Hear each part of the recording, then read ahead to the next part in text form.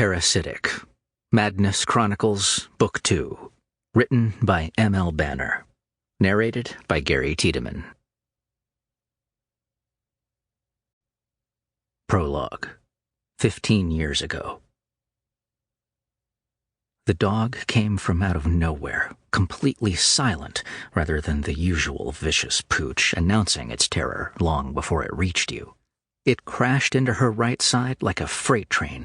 She only heard the briefest sound of the monster gulping one last bit of air before it struck.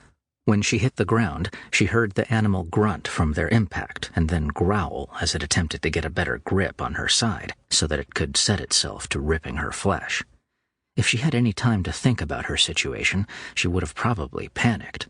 This was where her training kicked in. Her gun was already unholstered, so she quickly fired off a shot, but it was from the same side as the mutt. She missed. Quickly, she switched hands and shot once more from her left.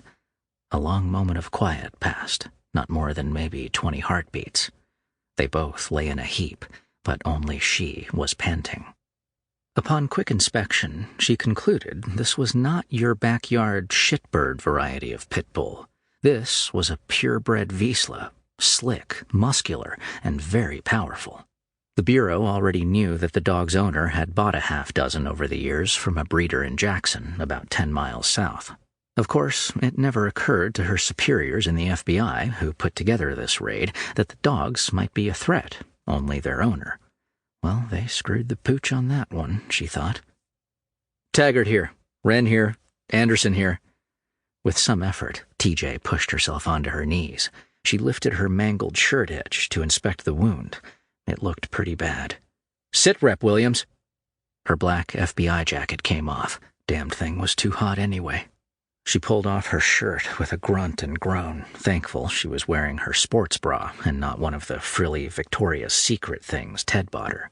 Folding it lengthwise until it was a long, thick strip of fabric, she wrapped it around her side, making sure both ends of the wound were covered enough. Holding the ends of the jacket arms, she spun it around, turning it into a cord, with most of it bunching up the middle. It, too, was placed over the wounded area.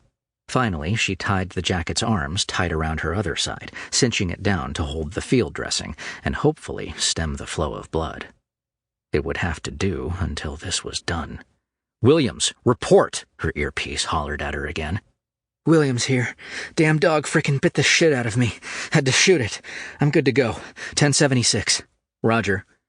She should have called in a 1052. Ambulance needed. But then she'd have to walk 10 times as far back to their... Sample complete. Ready to continue?